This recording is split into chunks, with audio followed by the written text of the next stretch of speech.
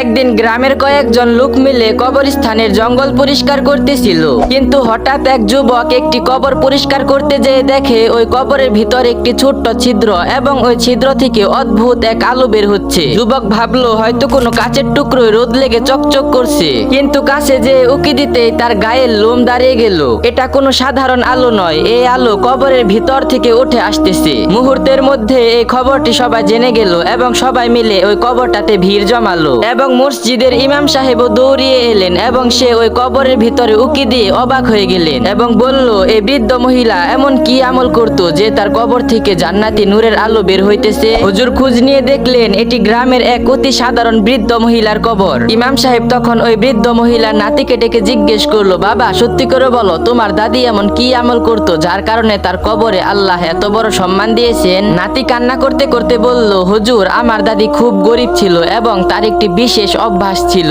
বাড়ির দরজায় কখনো কোনো ভিক্ষুক অথবা কোনো অসহায় মানুষ এলে তখন তিনি তাদেরকে কোনোদিনও খালি হাতে ফিরাননি। নিজে না খেয়ে হলেও তিনি গরিব অসহায় মানুষের মুখে খাবার তুলে দিতেন এবং জীবনে তিনি কোনোদিনও কারোর সাথে খারাপ ভাষায় এবং উঁচু গলায় কথা বলেনি। 5 ওয়াক্ত নামাজ পড়া এবং মানুষের সেবা করাই ছিল তার আসল কাজ। হে আল্লাহ, আপনি আমাদের সবাইকে এমন ইমানি মৃত্যু নসিব করুন। সবাই কমেন্ট বক্সে লিখে যাবেন আমিন। এবং আপনি যদি এরকম ইসলামিক ভিডিও দেখতে পছন্দ করেন তাহলে অবশ্যই এই ভিডিওতে একটা লাইক দিয়ে চ্যানেলটা সাবস্ক্রাইব